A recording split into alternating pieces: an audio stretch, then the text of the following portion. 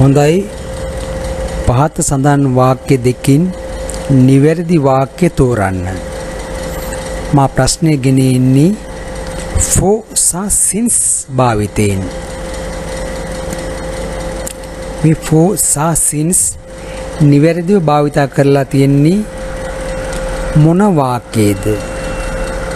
අංක 1 Nimal has been in Canada for January. අංක 2 Nimal has been in Canada since January. එතකොට මේ වාක්‍ය දෙකෙන් නිවැරදි වාක්‍ය කුමක්ද? for January කියන්න පුළුවන්ද? නැත්තම් since January කියන්න පුළුවන්ද?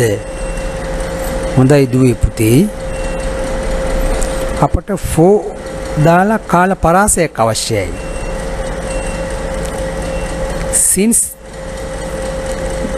තමන්නේ නිශ්චිත දිනයක, නිශ්චිත මාසයක, නිශ්චිත අවුරුද්දක සිට අපි මේ since පාවිච්චි කරනවා.